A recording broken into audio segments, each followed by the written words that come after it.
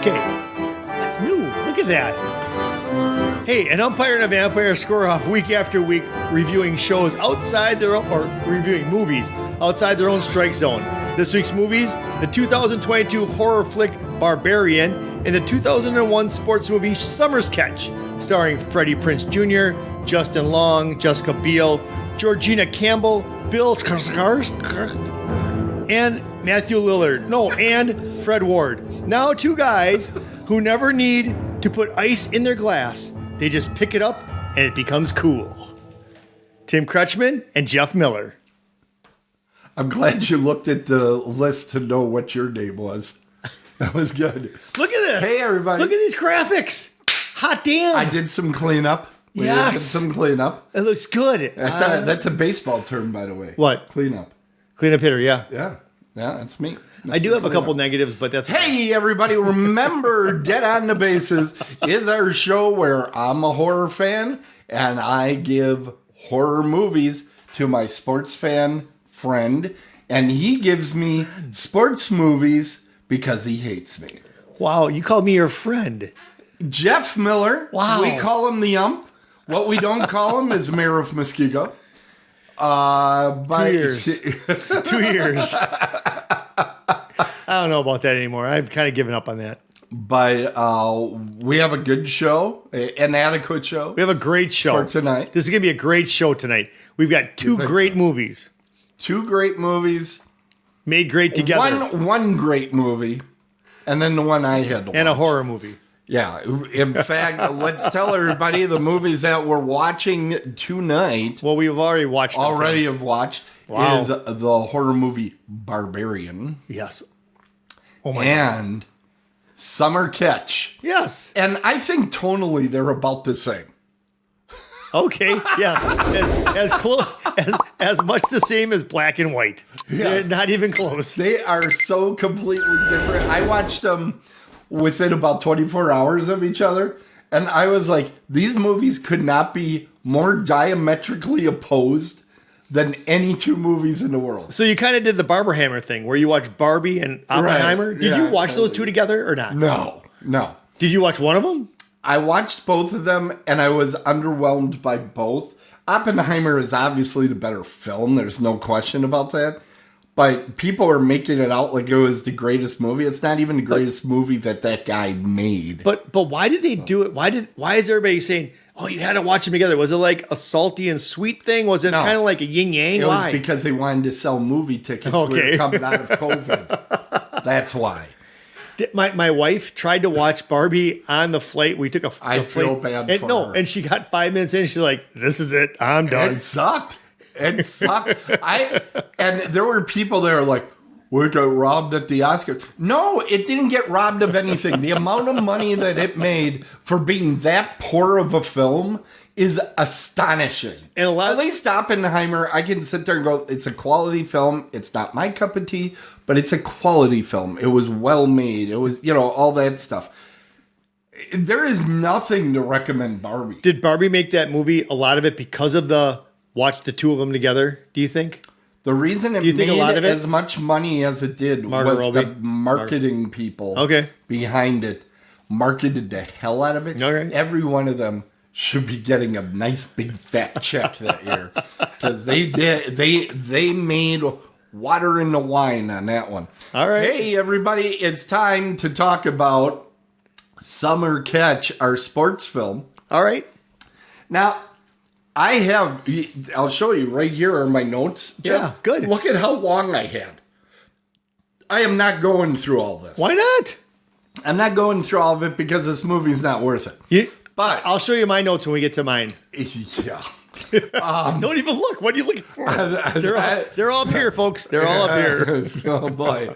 They're safe there. Hell yeah, they are. Hell yeah, they are. Go ahead. This is the same guy that's like, I think I left the notes at home. I did.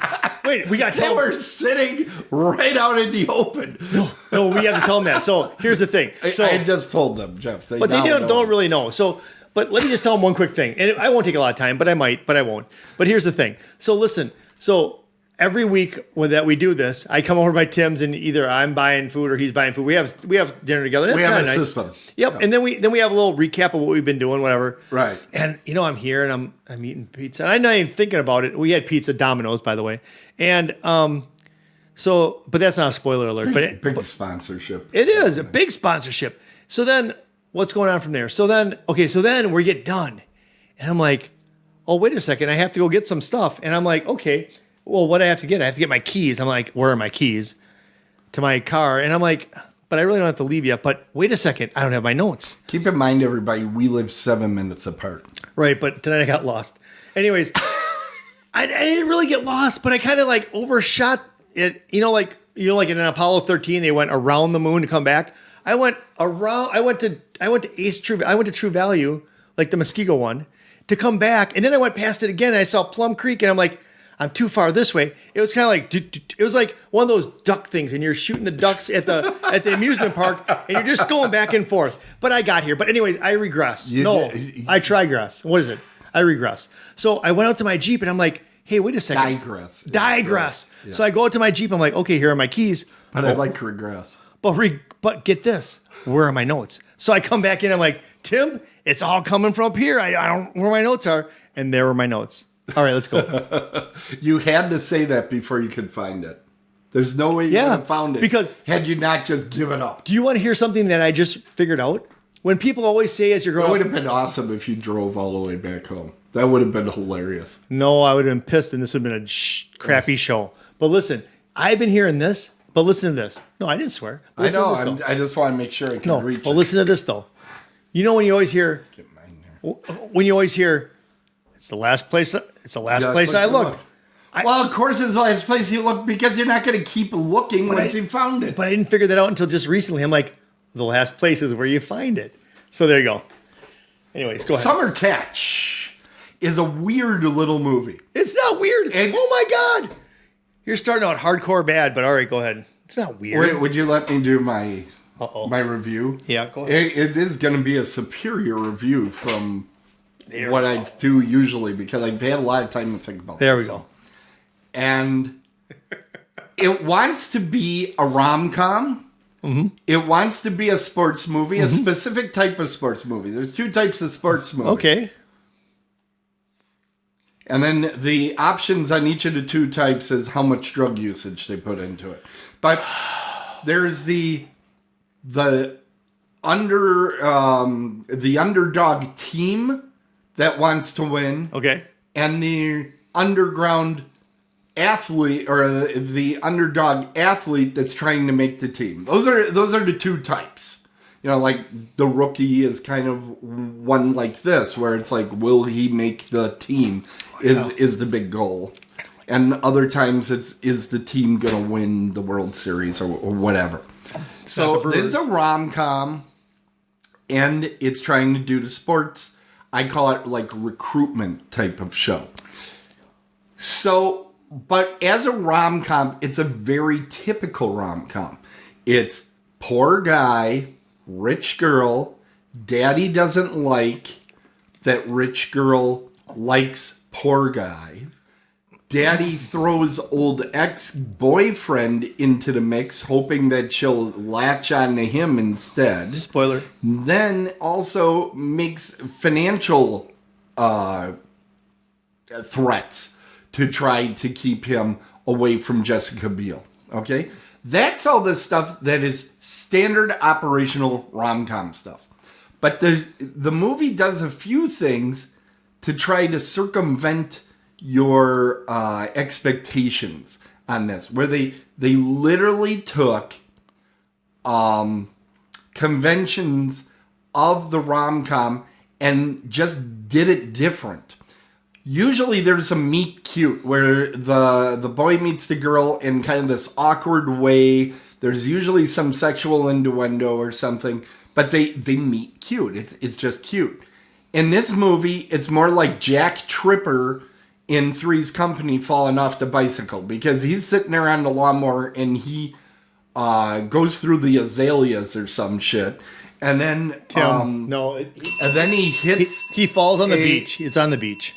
No, he's not on the beach at all. Yes, he is. Did you watch the movie?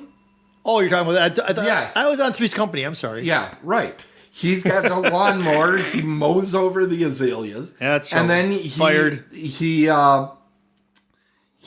hits the birdhouse, and he wasn't fired for that. He should have been. I would have fired him. Yeah, well, he wasn't. So I don't think they noticed, honestly. I'm like, this guy, he pays for landscaping service. He probably doesn't even know he has a lawn. But it was very lecherous. It was more of a meat like, yes, Jeff. Lecherous. Lecherous means that it is a sexually predatory type of nature. More of being... What? It's uncouth. This hit me more like Porky's than it did a rom-com that meet cute. The other thing that happens right in the first couple minutes in the movie is he's getting liquor forced down his throat between the legs of another woman. Brittany Murphy. Yeah, Brittany Murphy. And okay, let's be clear. Jessica Biel is coming out of the swimming pool. She is totally yummalicious at this point in her life. She still is. But you're supposed to get the idea that she is pursuing Freddie Prinze, who is a good-looking guy, don't get me wrong. But if you look like Jessica Biel, you do not need to be the sexual aggressor. Correct. And she definitely is.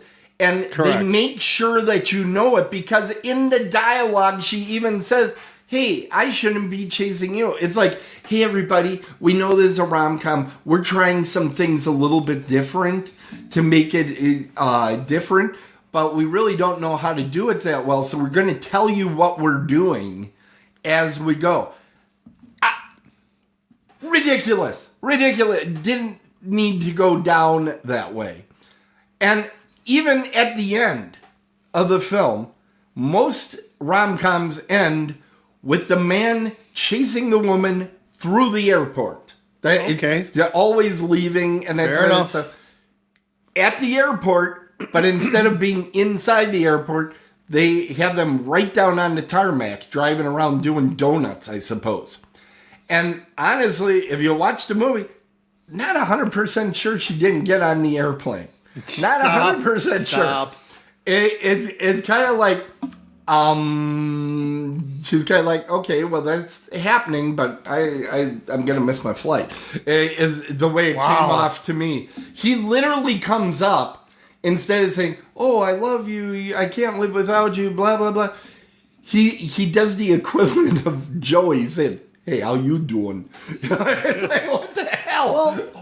Well, you don't want to be cookie cutter. You don't want him to go into an airport like Crocodile Dundee, walking over everybody's heads. Here's the thing. I'm happy that they tried to move away from the conventions. All right. But every time they did, they failed so spectacularly. It's amazing. Like, okay, let's look at the sports film, which is the second film going on in this movie. Fair enough. Freddie Prinze Jr., he's a local. The rest of the players are like richer from college, and they stay in Cape Cod hoping to be found by talent scouts, right? Okay, yeah. Which there's approximately 85 of them in one of the scenes. It's like, and I think, is it Henry Aaron is in there? No, he's not in there, no. Who is that guy at the end? He's got to be a famous but it's player. not him. I don't know. Okay, he looked like Henry Aaron to me. At least that picture that you have of him in his older years. But I don't know. I don't look this stuff up because I have no idea. I have no idea. Anyway,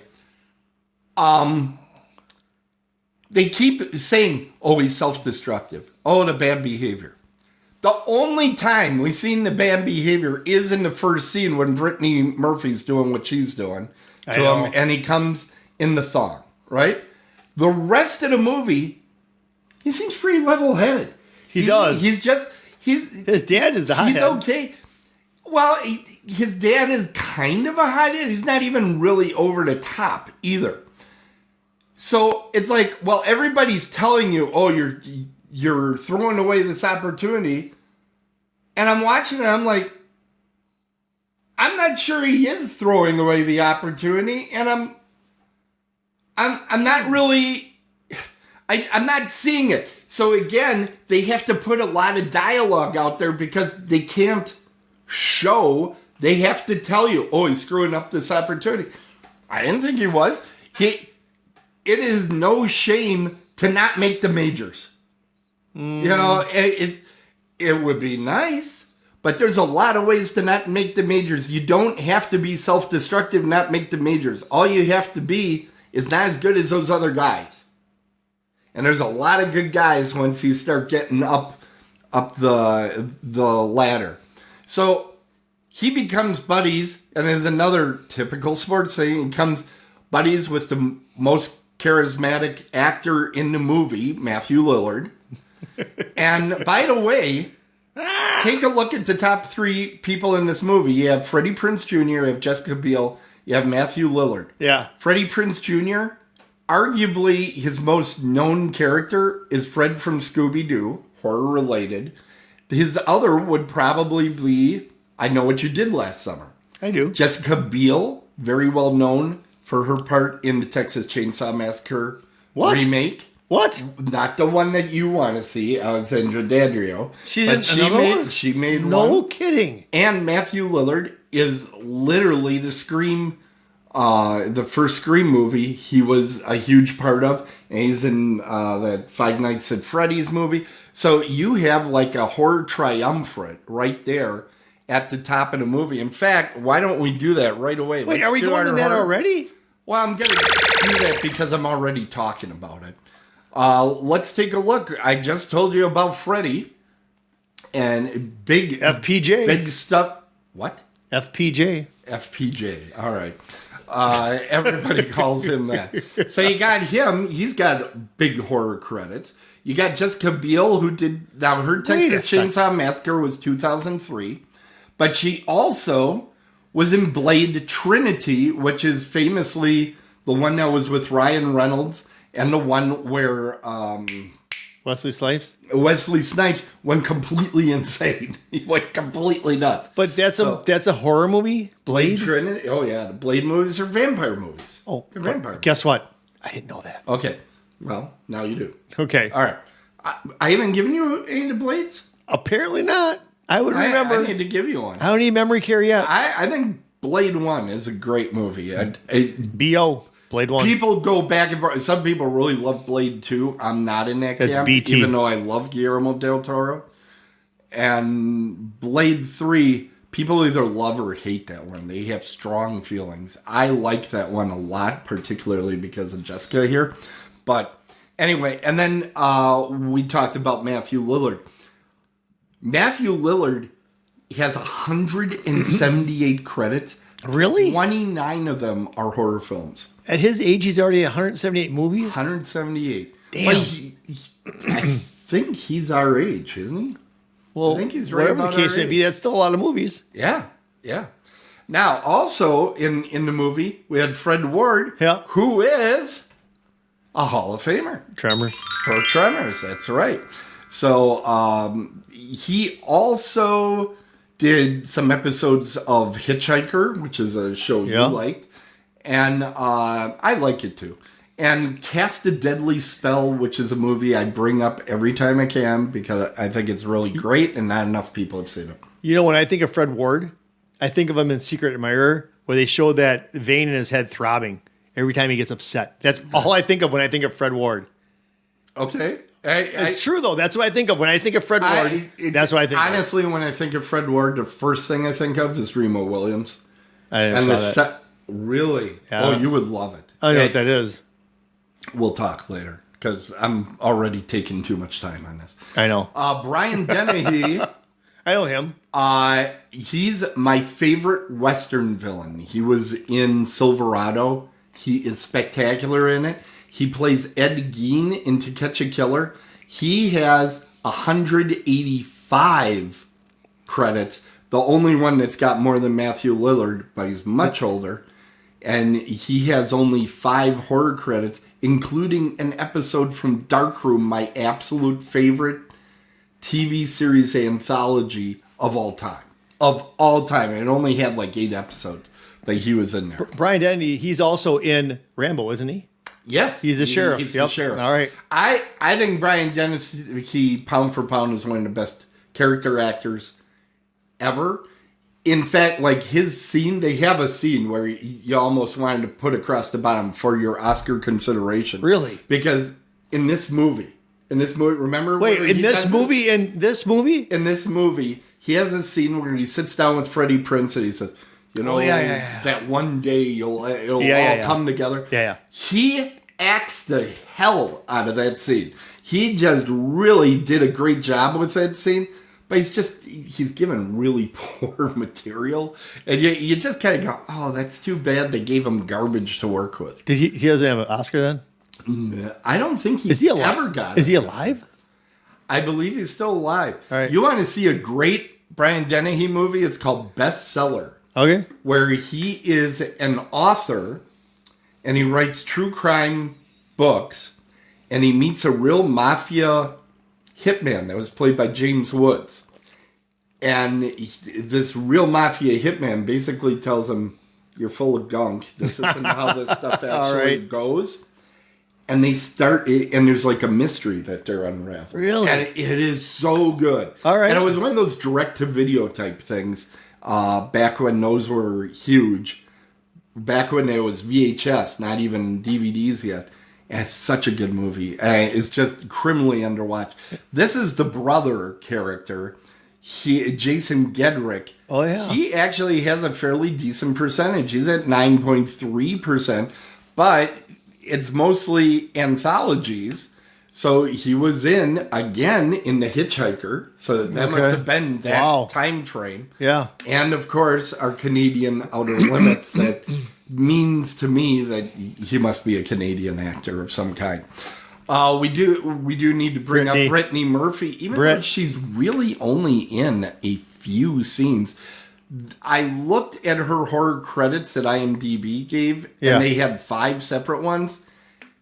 I don't know that I agree with any of them, so I'm going to give her that she's a big loser on that. No horror cred. We really lost her too early. She's a good actress. I want to say something in all sincerity. Yeah.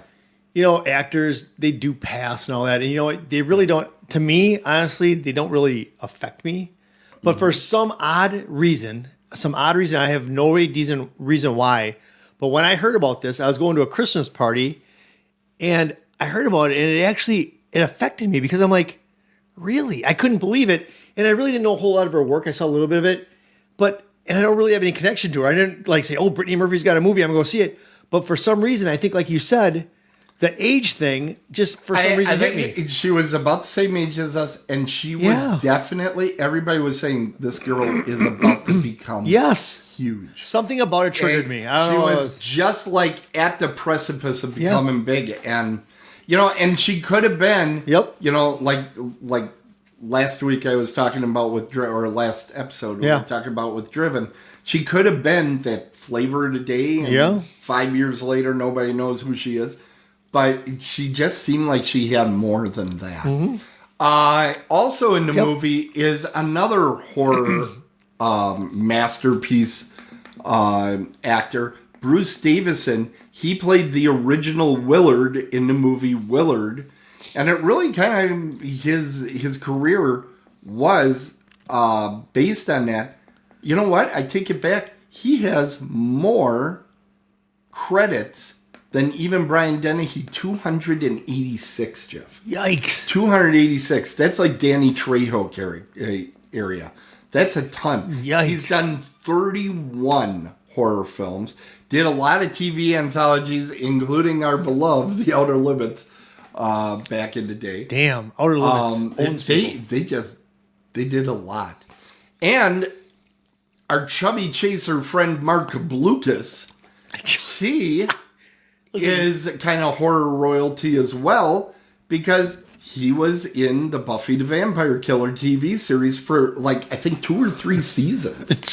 He was in there all the way. Well, you know, that gets me back to another part of my review of this movie is they had a lot of stuff where they were like, oh, we're going to have this little scene that we're going to pepper in there every so often for comedy relief. Right. And they had two of those that were very obvious. There was the little girl as a mascot, and she came dressed up as a lobster, and it was lame. It was not funny once, and they kept going back to it. The other one was this Mark Blucas likes a bigger girl, and they would always make fat girl jokes in front of him. The way they finish off that storyline takes the word lame and says, hold my beer. Because he stands up on the table and he says, I like big women.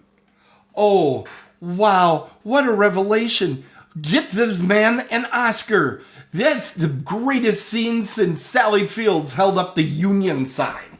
Give me a friggin' break. Like, this is some big revelation. Who cares, dude? You're a chubby chaser. That's our... The other one that was out there was Beverly D'Angelo as the cougar, which I recognized her voice immediately. I'm like, that's Beverly D'Angelo. Because I watch those vacation movies. Yeah. And you see that I see Christmas Vacation probably every year. It's getting to that time of year where I'm going to be watching it again. So, but that scene didn't really pay off either. They're like, you knew this was going to happen. At some point, the scared little virgin boy was going to get nailed by the cougar. Well, but the thing of it is, it's PG-13. We could have saw a side boob, but we didn't.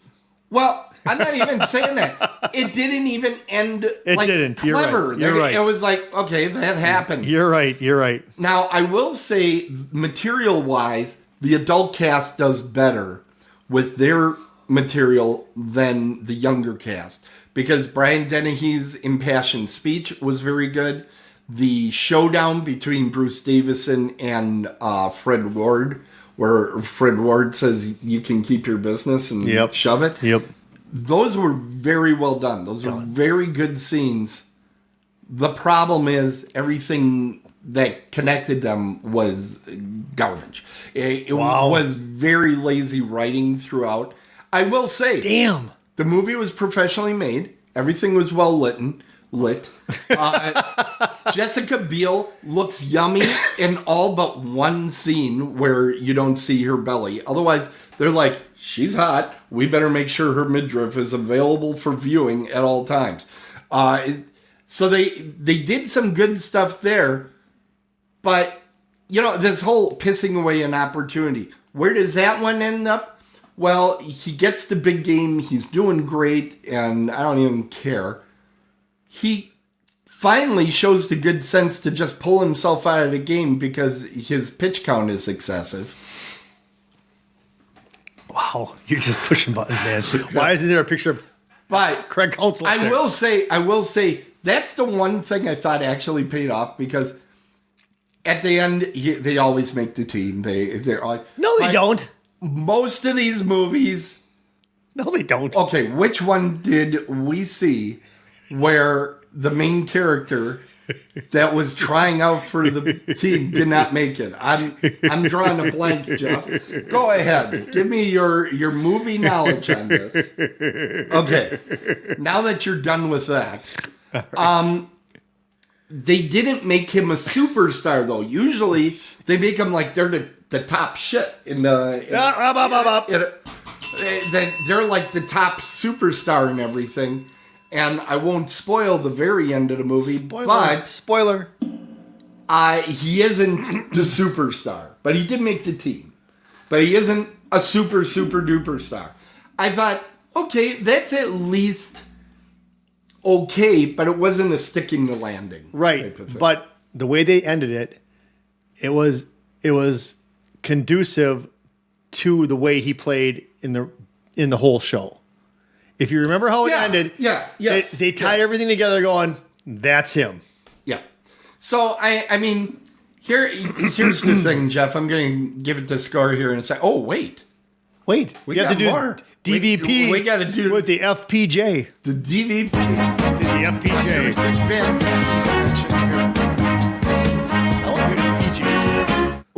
I took Freddie Prinze Jr. You did. FPJ to JDP. Oh, Jesus Christ. Wait, JVP. No, wait. DVP. DVP. It's right in front of you. You know what? It's kind of like DVR. Wait, QRS. No, let's stop. Wait, stop wait. now. LMNOP QR. Oh, it's not even close. So it's DVP. I always do these, and I try to find an interesting actor in the middle. Mm-hmm. And in this case, I was able to find a Hall of Famer. Nice. Because I went to Jack and Jill versus the World. That was a Freddie Prinze star. I never saw that. I never saw that one either. It was one of the 50 rom-coms that Freddie Prinze Jr. was in at the time. How is that a Hall of Famer then?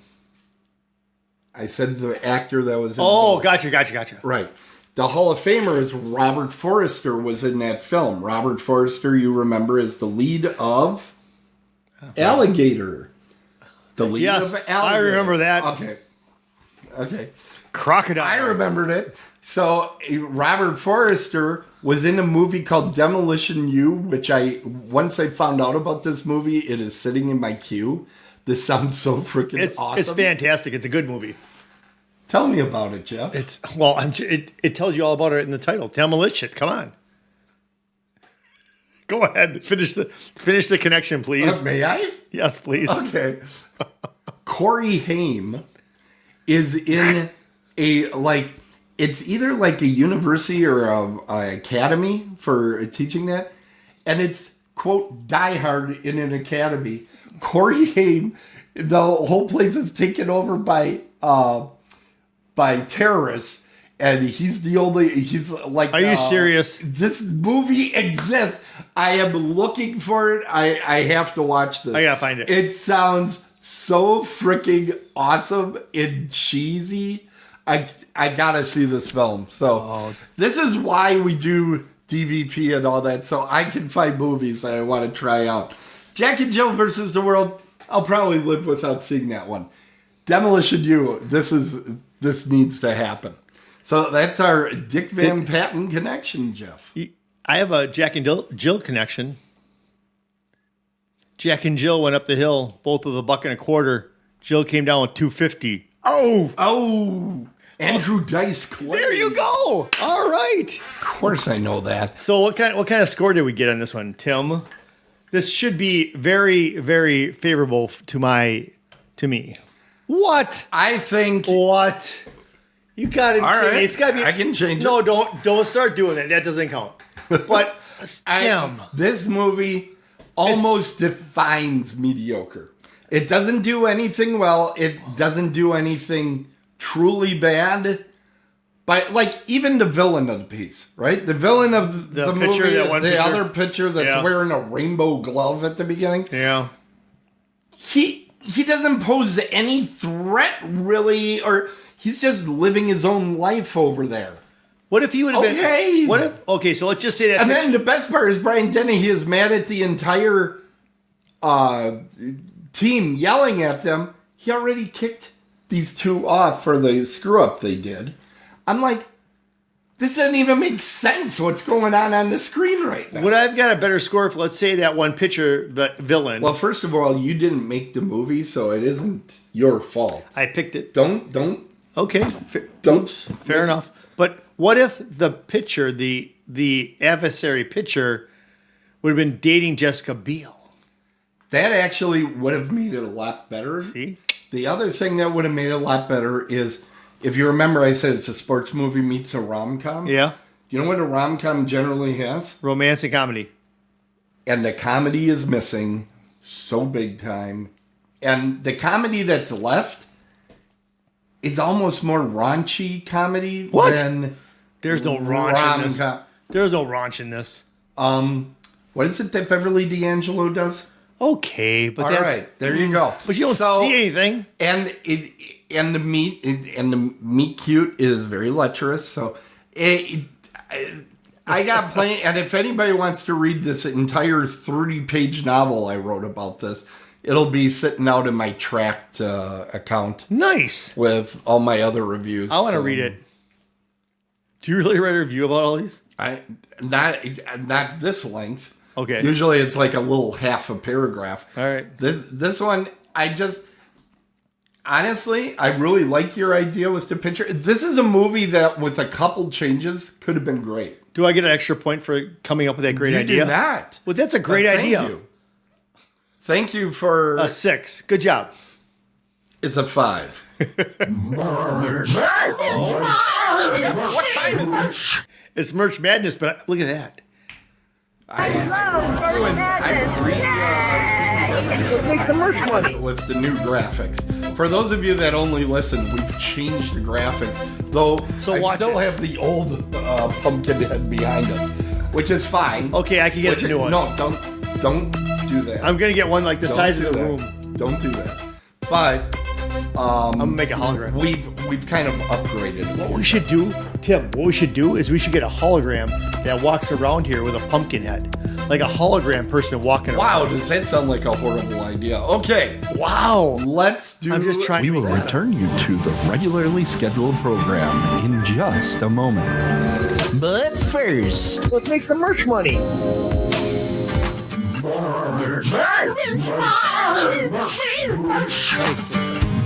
I'm thinking about getting coasters, and I'm thinking about getting tumblers, like Yetis. I don't know, man. I think we got a market going. I don't know. Open it up, Muskego style. Leave. Someone's drinking. He's got 2. I like it all. We were there, didn't we? Yep. We tore that up. Yep. We took pictures. There was an original guy there that used to like fry the fish when it first came out. He scared me a little bit. But He scared me a little bit. He's very into what he's doing. wait till you see what I have planned for this year's trip. Oh my God. I've already got planned. I'm sure you did. But here's the thing. It's like all things that your wife wouldn't let you do. Exactly. So here's the thing. So if you need merch, gotta get a hold of us because I have merch waiting to go. All right. Hey, you can follow us on Twitter or watch for X my or posts. whatever. Watch for my posts. You bet. Hey, you do have a few posts out there. You never comment on them though. I don't care, Wow. as we all know. Wow. I'm just an evil bastard. We're all aware of this. Hey, remember, Dead on Thursdays comes every Thursday. November 20th, we're going to have Dead on movie reviews coming at the usual time, 8 Central, 9 Eastern. You do not need to raise your hand, Jeff. I'm on that one? You're on that one. I got to watch a movie. We need to talk. We need to talk.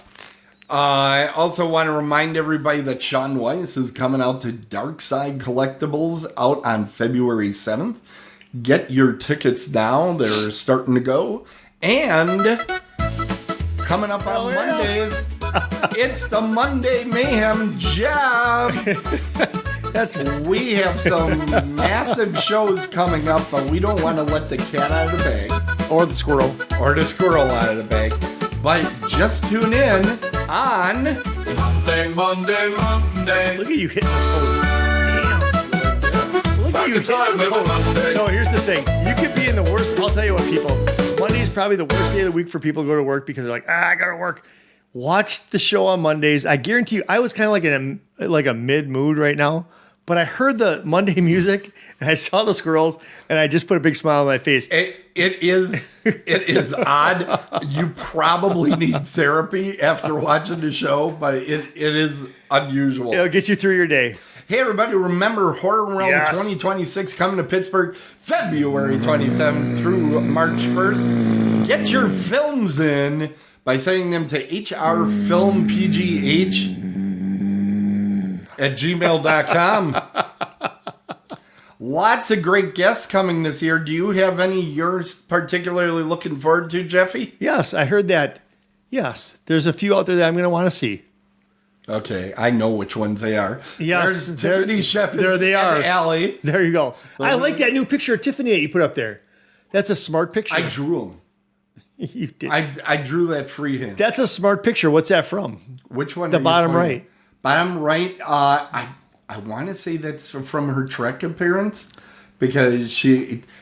Honestly, I only got Head and Shoulders, so I'm not 100% sure what movie it's from, but I think it's from her Star Trek. You could put in the background her mood boobs picture.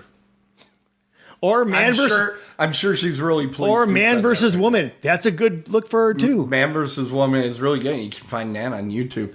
Hey, and I'm really looking forward to Jeffrey Kramer from Jaws, of course. I just finished reading the novelization of Jaws 2. What does that mean? The actual book?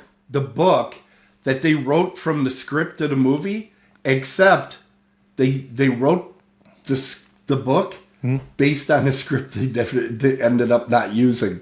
So the book is completely different from the movie. Really? It is a head trip reading So this. is there a Jaws 3D book? I'm sure there was. There's usually a novelization of every movie. Okay, so this is my question to you. Yes. I mean, sure, you got the benefit of there being a different thing in the book, right? Right. But if you saw the movie, why would you read the book? Because I'm an insane fan. But what if you Right? don't? Yeah. Some people like to read the book. Some people. Why? It takes too much time. Okay.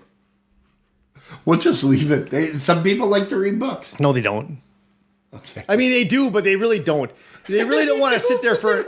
They really don't want to sit there and go, "Oh, let me read a few words." Just watch a movie. Go ahead. What's next? Just watch a movie. Remember to subscribe to our shows. We'd really appreciate some nice reviews. If you have bad reviews, Send you it to spell Jeff. his last name Miller. Yeah, I probably won't read it because I'm not going to read a book. All right. Yeah, well, you don't read the email. It keeps bombing out because there's too much unread email. Because you know what I do is I put it on audio and it just reads it to me. Well, you got to delete it afterwards because you're bombing out our damn server. Whatever. Anyways, so The server is constantly under attack because of your. Everybody send me an email at jeff@otherworldlyculture.com. Except for you usually say org or some other nonsense because you forget. .gov. Oh my god. No, really. We are so far from being government run. No, but really, here's the thing. We have no money. Here's the thing. Send it to me. It's Jeff, Jeff, not the Korean. No, I mean not the Canadian version. It's Jeff with the amperstamp. Otherworldlyculture.com. Don't ask me to spell it because I never spell it right. .com. Right. All right. It's down in the bottom of the screen also. Ooh, you know what? You should just leave that there the whole time that I'm talking. No. Okay. We should have people We need sign a it. fast-paced show. We should have people and sign it. Just having you on the show makes it not be Okay, fast-paced. here's the thing. So here's the show. Here's the show. The show that I watched. Tell everybody it's an hour and 42 minutes. Go ahead. I will, but that's my part. So, Barbarian. Oh, I want to mention the word Barbarian for a second. Okay. So there's people named Barbara. Yeah. And I just Where is don't. this going? This ought to be good. Because Barbarian is a lot like Barbara. If you take the I and the N out of it, it's Barbara. Kind of. I don't even know. But I don't like the way people spell You know what you're more afraid of? Librarian. True. But Barbara, no, because I know more Barbaras than librarians. And I don't like the way people That's probably accurate. I don't like the way people spell Barbara. It doesn't look right to the way you say it. Oh my God. I'm just saying out loud. But all right, so now back to the movie. So that's where we went.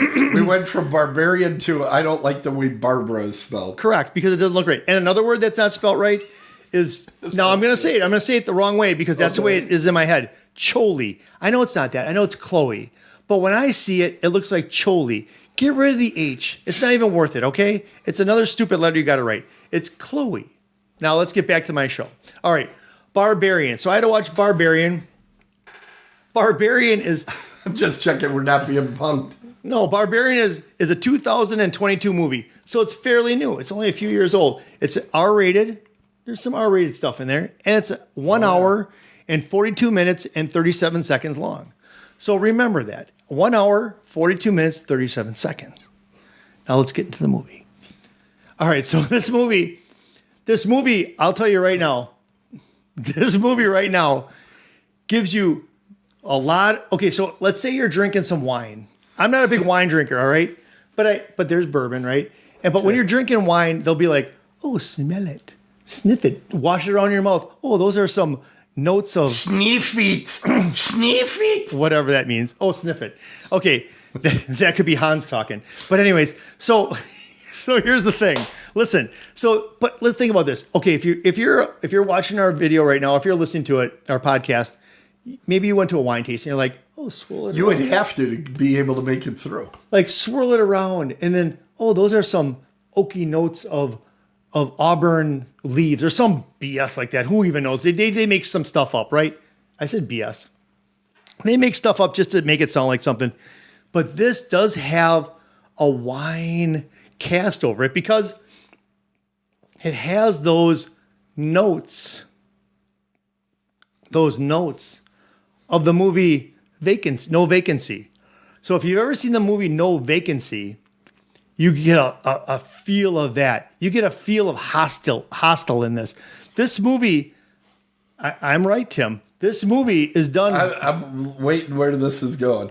I'm just saying this movie, yeah. So this movie made in 2022 is using a lot of old movies to make this movie, which I'm not ripping on. I think that's a great idea because you know what works. They're making another Running Man, for God's sakes. I mean, come on, let's come up with some new I'm going to ideas. watch it. I know, I will too. But here's the thing. I never saw the first one. But here's the thing. What? No, I've seen parts of it. So here's the thing. The butcher from Bakersfield. So anyways, but listen. Oh my God. So Okay. they've got some really good ideas. So here's a couple things about this. So this is a movie where the main character, the woman, her name is Georgina Campbell. Her name in the movie is Tess. Like where I grew up, Tess Corners. But it's just Tess. Her last name's not Corners. But her name is Tess, all right? And she's going to Detroit. I don't know where she came from, but she's going to Detroit for a move. She's not moving there yet. She's going there for a job, right? But here's the thing, Tim. She doesn't have a place to stay because there's no place to stay. So she gets an Airbnb. Now, Tim, level with me. If you saw this Airbnb, unless they did some great shots of it, you see the neighborhood, you're like, why would you get something in this part of town? Did you not see that she showed up in the dark while it was raining? She did. She didn't see the neighborhood. She did. But the next day when you see the neighborhood, I'm not coming back. I don't care if I 100% agree. I don't care. I think she's out of her freaking mind. I don't care if my clothes are there. I've got my keys. I've got my car. I'm out of here. But that brings up another thing, Tim. So she's Agreed. Okay. Let me I'm with you on that. Let me rewind to get back to this part. And I promise you, people, I will not spoil this because this movie does not need to be spoiled. But here's the thing. Listen to this. So she goes in there. She knocks on the door. Another guy is in there. His name is Keith, all right? But his name in real life is he's like some Norwegian guy. It's Bill Skarsgård, who is best known for playing Pennywise in the It films. Get the hell out of here. Is he Pennywise? Yes. Same actor. Oh my God. I'm glad I did not know that watching this movie. But anyways, so I digress. So anyways, but here's the thing. Regress, kind of. So here's the thing. Listen. So she's like, hey, I can't get in here. What's going on? He's living there. It got double booked. All right. She goes to sleep. He goes to sleep. She gets up. She goes to her job interview. All right. Yep. And she sees what the neighborhood looks like. She has a creepy feeling the night before. She has a great interview, but the interviewer even says, don't go back. Why would the interviewer? Okay. Such honest to a God. horrible neighborhood. You shouldn't be there, is I think what she actually So the said. next thing she should say is, you know what? And then Tess goes, yeah, there's a convention in town, so I can't get another place. The person that interviewer should say, guess what? I got a couch. You can come stay with me. Yeah. If she knew it was so effing bad. Yeah. But she doesn't do that. All right. But keep in mind, like, you're kind of glossing over this whole thing with Keith and Tess there. They have a feeling for each other. Everything that could creep you out about Keith happens. Right. Like, oh, he doesn't want to open a wine without her there because which was smart. She should trust. Yeah, but by saying it, it's like, oh, so was he thinking about that? I didn't get that. And it was like, oh, come on in. Well, why would somebody wave the girl in if he wasn't going to molest her? You know, all this stuff. He was giving off major creep vibes. He was giving that off. Over and over. And she kept kind of going, I found it, you know, it's such a great scene going back and forth. It reminds me a lot of Quentin Tarantino's first scene in Inglourious Bastards. There's this whole undercurrent of, should she trust him? Right. No, I get that. And it's so well written because you as the audience are like, oh, he's okay. Oh, wait a minute. Oh, he's okay. Wait a minute. because he gives up the bed almost immediately. And she's like, yeah, but I'm not sleeping in your filth over there. I'm not sleeping in your sheets. Right. So, and he's nice enough to go and wash those. Right? So you're like, oh, maybe he's an okay guy. But he's creepy as fuck. Look at him. He is creepy, but here's the thing. Here's the thing. Self-reported. He is creepy, right? But I think what I did like about this is the way Zach Kreger, the way he worked this is he put things together like Tim was saying, like you think he's creepy, but then he's not. But then they're washing the laundry and she's taking a shower and she's not. I think Zach Kreger has. I mean, would you have taken that shower? Wouldn't you be kind of wondering, is this guy putting camera and stuff?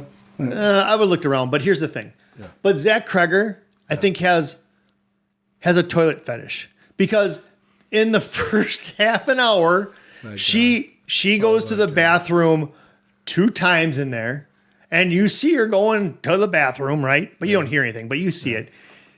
She pukes in there. No, the other guy that we're gonna get to, he pees in there and he pukes in there. So what's the sense of having these? And the whole thing, get this. And then here's the thing. When the second time she goes to the bathroom, she like, I'm out of toilet paper.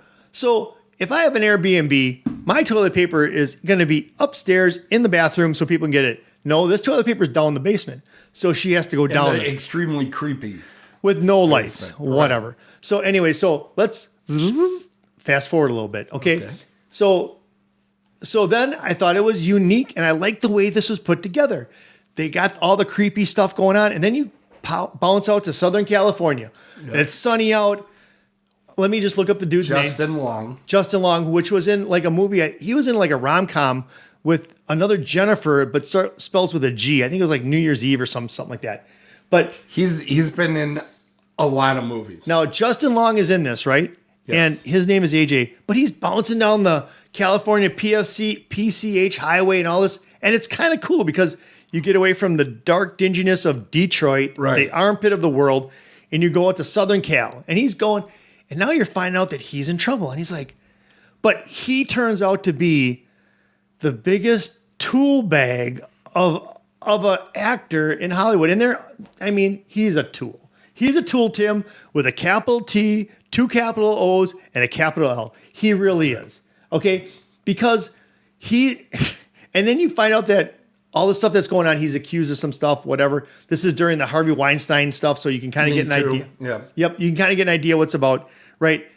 But the part that makes him such a tool is because he's going to get nailed for whatever, but he doesn't have a good defense for it. He has nothing. He goes back to Detroit. It turns out that this is his house that he's been doing Airbnb with. And the thing of it is that, okay, so Tess went down in the basement. It's creepy as shit,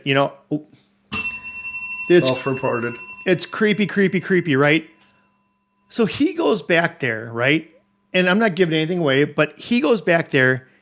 He goes down because obviously he has no idea what this is about. He bought this house as an actor. He Airbnbs it. He doesn't give a care. He isn't an actor, by the way. He's a director. In the movie? Okay, well, whatever. He's doing something, but he's still a tool bag. Yeah. But he has this house, and just think about it. He has this house. He just puts it on auto drive if he gets money from it, whatever. He's got a property managed company that takes care of it. Look at this. This is why Tim does this. Okay, so he's going to be like, I got to sell this because he needs money, right? I did too. Okay. Twice. Okay. He's, okay, what am I saying? Okay, so he's got this place. He's like, I got to sell this thing. So he's looking around. He's thinking, oh, there's somebody in my house, whatever. But he goes down the basement. Now, when you watch this movie, whether you've seen it or you're going Programming note, we're going long tonight. Go ahead. That's okay, though, because it's worth it. It's worth it, Tim. This is a good one to talk about. He goes down the stairs, right? Yeah. And it's still creepy. There's no lights. Obviously, he doesn't know what's going on in this place. He sees no lights. He goes past the room. Do you know what he sees? effing dollar signs. Right. He sees He's like, look at all this extra square footage I have down here. Because I put it into listing. Right. He looks it up on Google and says, "Can he do He looks right past. There's a room where there's like a blood-soaked mattress and a video camera. But it doesn't faze him. There's cages that he's going past that are human-sized cages. He's like, well, how do I add this in? He's like doing notes. It doesn't faze him. It doesn't faze him. And I'm like, Great. honest to God, I would have walked down those stairs and I would have saw that and said, see ya. I would have been out. Tessa's character, the first time she looks in the basement, she goes, nope. Exactly. Absolutely.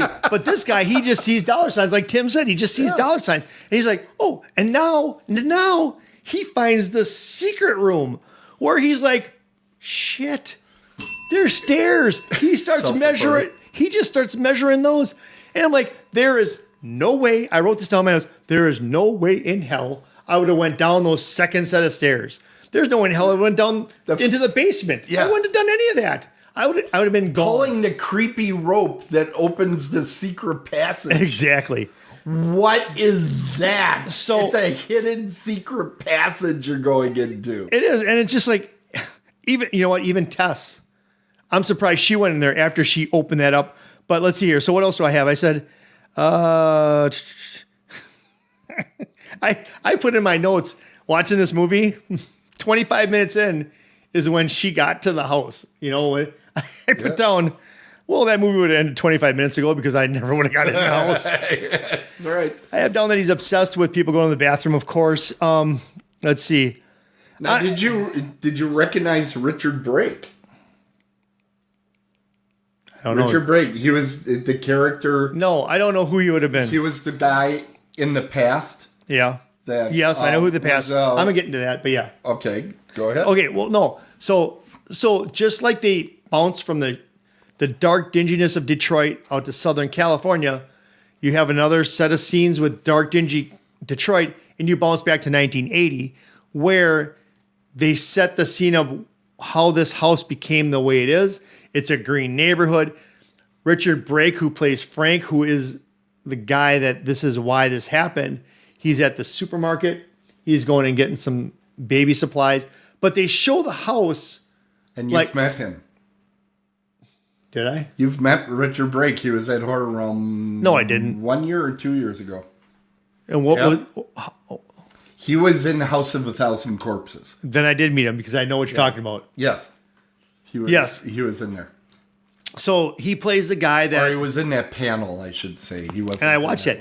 And I wanted to watch House of 1,000 Corpses because of his panel, but I never done it yet.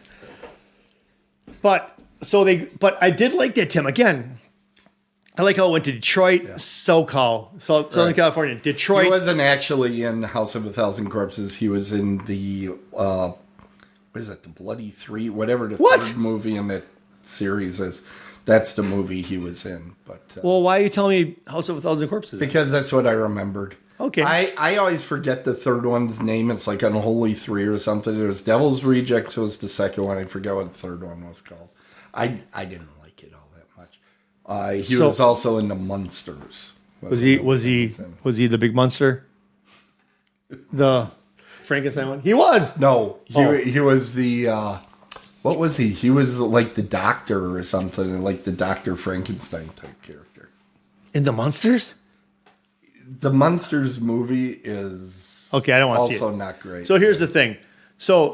About this movie. So they go back and forth, which I thought was great. I think this director did a really good job of the way he put this stuff together. Okay. I think the creepiness of going down was creepy as all get out. And again, if you watch No Vacancy, you will get the same kind of feeling. Even though in No Vacancy, when they're going through the tunnels, it's more lit up. Okay. But this is some good stuff. I got to give him credit. So then, all right. So did it scare you? Yes, it did. Yeah, okay. It did. It did. It did its job. But it wasn't a scare like a jump scare. Well, they had one jump in there, but didn't jump me. Yeah, but it wasn't like what's the one? The Conjuring. This was not that type of scare for me. It wasn't supernatural. But this was intense scare, which I can Okay, this sounds lame, but I can handle that. Intense scare, I can kind of handle because it's building up. So, I don't want to give anything away. I really don't. But I want to say that the way this director put this together, he pieced it together very well, I felt. I don't feel like there's any holes that I could really complain about. I'm not going to say anything that I would say this was a hole, this is a hole.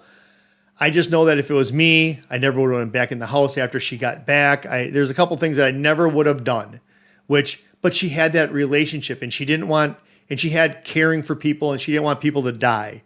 So that's why she did what she did. And that's Tess, Georgina Campbell. And I will try to find other movies with Georgina Campbell because I think she's a really great actress. She's very good. I think she did a great job in this. So I want to give you my rating. Well, we need to do. Wait. Yeah. This was a fun one to try to find. Good.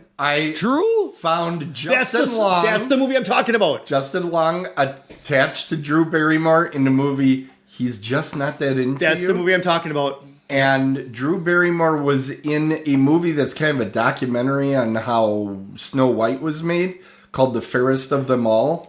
And Dick Van Patten is like the narrator of it. So I was able to connect them to Drew Barrymore. I was very proud of that connection. Props to you on that. I have a website that helps me find these things. Why tell people that? They all know. I didn't. Everybody knows. I didn't until right now. Everybody knows, but it takes a while to find a good one because a lot of times it's like, oh, this guy was a grip or something in the movie. They're like, who cares? Or a voice actor that goes through some voice actor. Or a fluffer. I try to avoid those. But, all said and done. Yeah. All said and done, this movie was put together very well for the hour, 42 and 37 seconds. It was rated R. And this is a movie that I don't say this a whole lot of, but I will watch this movie again. If I'm I'm jonesing to watch a horror movie, I will watch this again. I will tell you, the second time through, it's more fun. Did it surprise you that I said this? I thought you were going to be in here angry. Well, you don't know my rating yet. Okay, let's hear it. All right. So this movie would have got a 10 had AJ's character been David Schwimmer. I am not kidding you. I would have given this a 10 had that movie... Who also recently did a horror thing. Yes, but I would have loved... He would have been an interesting choice. I would have loved for him to be cast as AJ. But as far as it goes, I'm giving this a 9. Do you know who they originally wanted for that role? Who? You're not going to believe me. Nah, Brad Pitt. Zac Efron. No. They wanted to go with a himbo stud type. A bimbo himbo, okay. Yeah, and what they decided to go with was somebody that was very charming. You know, somebody that, you would say, oh, what a nice young man and all that. Yeah. Do you see David Schwimmer? Do you see that in this guy? David Schwimmer would have been very good in that role. Look at I've knocked it down to the park twice tonight, folks. Very, very good in that role. I will tell you, when I saw this movie, I was like, that's probably the best horror movie I've seen in years because it's scary. And here's the thing I want you to think about with this movie. Think about the character of Tess. Yeah. Which men in her life did she trust and which ones did she not? Yeah. And was her trust misplaced? The other thing is the young Richard Brake, when he is going back. Yeah. Women are trusting him because he wears Carlos. He wears the Carlos uniform. Should they trust him? You know, it's like it's a good movie. You really think about where they are. There is an excellent review.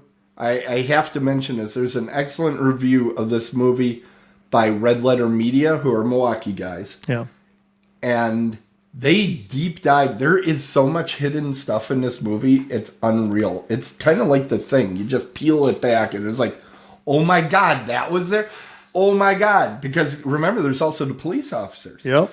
I don't want to give too much away. You know, I'm just saying there's a lot to this movie. Are you surprised with my rating? I am, because I thought you were going to come in here and say, that was too stinking scary. I'm out of here. But what else do you know about me? If there is a if there's a plot and there's an A to Z, I can see it. I can get through it. Yep.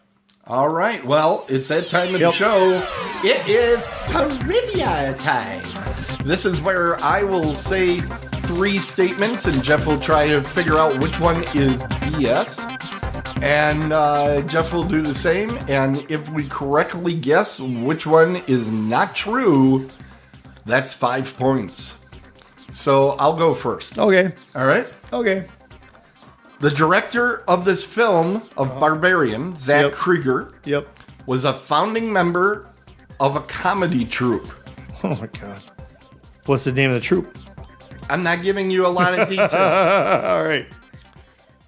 Georgina Campbell, Tess, the lead actress, was in a sci-fi thriller named Tim, T-I-M.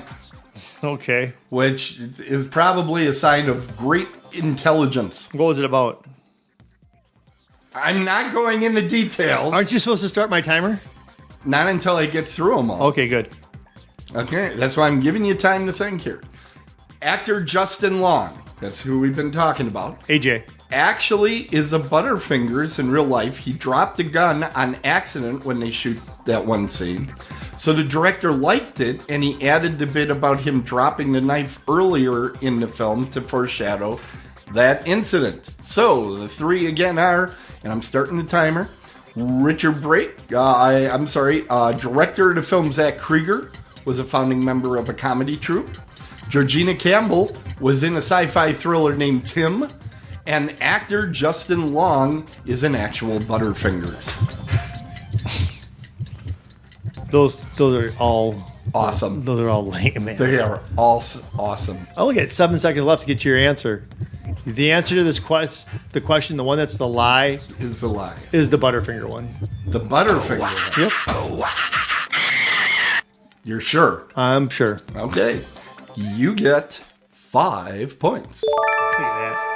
That's how I roll, people. The reason I couldn't use the one I wanted to use is during the entire review. Yeah. If you open up that tab, you had the answer in front of your face because I was going to say that Richard Brake also played the mother character. I didn't know that. And he did not. Well, no shit. He did not. But no kidding.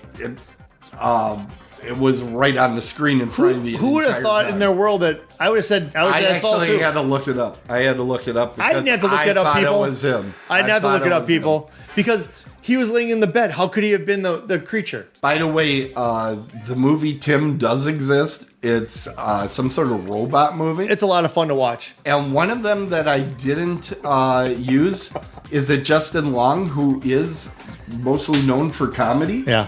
He has actually made a number of horror films, including Jeepers Creepers, which was a very good film, but made by a complete jerk. Tusk, which is not a very good movie, and Drag Me to Hell, which might be a fantastic horror movie that you might be getting in a future season. I can tell you one thing right now. Yeah. Drag Me to Hell. Yeah. That's like a little inside joke between my wife and I. She saw that on another date, and she says it was the worst movie she ever saw in her life. Really? Yep. I enjoy that film. So. And we go, this is what she does to me. She goes, drag me to hell. All right, Jeffy. All right. Give me yours. We are so over time. But you know what? Everyone, you will enjoy this episode, so it's fine. Here we go. Go. Justin Lillard is a co-CEO of a spirits distributor. Who's Justin Lillard? Matt Lillard. Matt Lillard, okay. Okay, Matt Lillard is a co-CEO of a spirits distributor. Spirits meaning alcohol. Okay. Freddie Prinze Jr. and his dad, Freddie Prinze, were coincidentally both junior Gold Glove winners. Okay. Both at the age of 15. Okay. And the real Chatham, Massachusetts college summer team is named the Chatham Anglers, not the Chatham Angels. thought they called them the A's. Yeah, it's short. Okay. All right. Start the timer. Going. Okay, so anglers, not angels, both Gold Glove winners, and he's a co-CEO of a liquor department, of a liquor distributor. See, Matthew Lillard does have a drinking problem. Does he really? Well, I saw him totally lit up on a British interview show. Really? So he was really under the thing. So it wouldn't surprise me that he likes the liquor. Okay. I believe Freddie Prinze Sr. was a Golden Glove. Not sure about Junior. I'm going to go with the Golden Glove. I'm going to go with the Golden Glove being the lie. Really? Yes. You backed into that one because actually Freddie Prinze Jr. was a Gold Glove winner. Oh, and not the father? Not the father. Oh my God, I got that wrong, right by the wrong reasons. Yep. That's incredible. I'm actually happier about that than I would have been anything else. But the timer expelled, so you shouldn't get points at all. Oh, give me a break. Oh, I'm going to do that Give for me a Amish, so break. I'm just going to let it ride. Yeah, well, you know what? It's a lot better than we used to, where we'd be there for 5 minutes. In Anyways, that sequence. where are we at? This is bad because I gave you a really good rating this week. So where am I at? I'm probably 10 down We'll now. get there. Probably 10 down. Wait a minute. This is preview. We got to do scores first. What's Scores? going on? Here we go. I Here really comes like that new scores. logo. Yeah, it's nice. We'll get it on. I like this t-shirt. too. Yeah. Okay. So right now I'm a little ahead because the movie helped a great deal. And I finally got a trivia correct. That's always helpful. What is the difference there? 7 points? Yeah, it's nothing. 39, We're neck to 40, neck. 41, 42. We're 43. neck to neck. 6 points. The problem for you, Jeff, is that your movies always suck and mine are always great. I think I could have gotten a point or two more out of my sports movie. That should have been like a 7. But that's okay. No, that movie, 5, you're lucky. I had to get talked out of 3. Who taught you out of 3? Nobody talked me out of it. I have arguments with myself. Hey, our next inning 5, we're going to have Joe E. Brown's 1930s movie? Alibi Ike. Alibi Ike. Have you seen this or you just picked it up? You picked it, didn't you? I just picked it. That's interesting. Why not? Let's have Do you some know fun. what Joe E. Brown is best known for? His role in the movie Some Like It Hot, ladies and gentlemen. Oh, yes. And having the greatest last line in a comedy What is ever. it? What is it? It is Nobody's Perfect. It's great. That's how I live my life. Yeah. And I am giving him a great horror film. I love this movie. I will tell you right off the top, Jeff, this is a movie that you're not going to be scared because it's so preposterous, but it is very campy. And I watched this as a kid and thought it was absolutely terrifying, and it is not. It is not terrifying at all. What are we doing here then? It's supposed to be terrifying. It's supposed to be. Sounds good. Sounds good. It's one of those movies that Toulouse No Neck showed on Shock Theater, and I just thought this was the greatest thing ever. I have literally been probably a decade out since the last time I viewed this thing. Good. But and the effects in the movie are actually so much better than you would expect when you start the movie. You're kind of like, how did this get into this film? It's crazy. And it's got lots of action. You know what is missing though? No flamethrowers. Oh. No flamethrowers. So poor Jeff I need is a going to flamethrower. cry like a baby, everybody. He is going to cry. We are way over time. That's okay, but though. I think we had a good show. I think people had fun tonight. I did. I don't know if anybody else did. I did. I had a great time tonight. We had a great time. I enjoyed my movie. And successfully, the logos turned out. The logos look pretty good. That looks really good. Everything looks really good now. It's a lot crisper. I like it. Yeah. Well, I went for the big package for the AI, and we worked a long time on that. And by we, I mean I kept typing things. And Tim and his other personalities. Yeah, Tim's other personality, the one that I argue over scores with. But I really like this, and we had a great show. I think, obviously, if you didn't notice, what was in our our next show is the throwback show. That's our oldies. we do a throwback every time. We do it. I think it's always the fifth inning But too. but the thing of it is that throwbacks. Okay, to us now, just think about this in a way. To us, where we grew up, throwbacks are like the 30s and the 40s. But if you think about it, a throwback now could be a 70s movie. Well, 80s movies are exactly. Think about My Beloved Jaws turned 50 this year. I know. 50 years old. That's a recent movie. Yeah, I know. In our minds, it is. Right? But to us, a 50-year-old movie was an early talkie. Yes. Right? Yeah. And I will tell you, Joey Brown, I had to watch a little bit of it just to know that you got the right one. had Yeah. good quality on it. It's going to be tough. All right. Yeah, the sound quality, you can tell. They were still figuring out, now, how do we get this synced with the lips and everything? It's like, you hear that, you always hear this in old movies where it's like, there's that noise that's going the whole time. They didn't know, hey, maybe we should soundproof this area. So I think what's going to happen is that next season, I might go with like a 70s or 80s as a throwback. I mean, but we have to be on the same page. You have to give me an 80s or 70s. The thing is, I like to be able to use the Friday the 13th movies and stuff without calling it a throwback. All right. Let's do that then. Let's just stay that route. You know what, Jeff? Do it the way that makes sense if it feels old. Like I would say the points. Bad News Bears, that was a throwback even though it was just the 70s. I know. Just because it feels so old. Think about it. Because of how it treats its subject matter. Yes. Right? Yes. It just feels like it's older than it actually probably is, you know? Yeah. So I've been sitting on Brian's song because I'm like, is that like a regular one or is that a throwback? You know, I mean, could very well be either one. I think you could use it in either place. Frankly, you need some quality films because you've been giving a lot of garbage. Here we go. Summer's Catch is not garbage. Garbage. I'm sorry, garbage American. Wow. Is that Anyways, what I'm supposed to say? I thought we were over time. Let's get done. We are way over time, but you know what? I need you to stretch because I forgot where I put the closing with all the names. You don't know the things. Closing?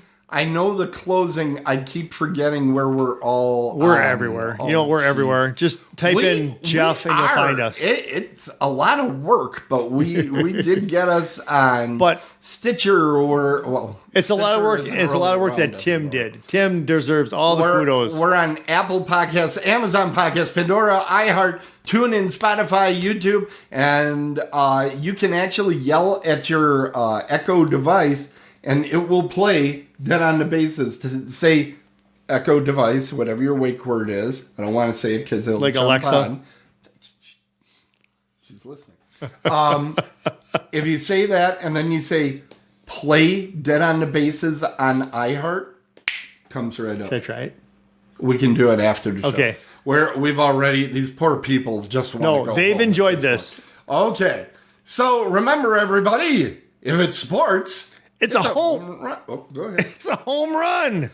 If it's horror, run home. We're Dead on the Bases, and we'll see you next time. Otherworldlyculture.com.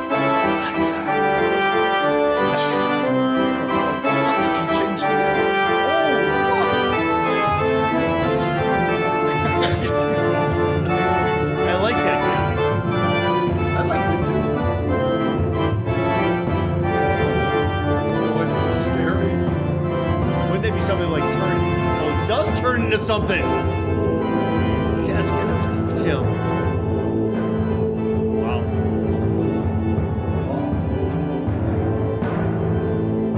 And then it should turn around and say, "You're out." Subscribe, like, and comment on our posts all over social media and our site, otherworldlyculture.com.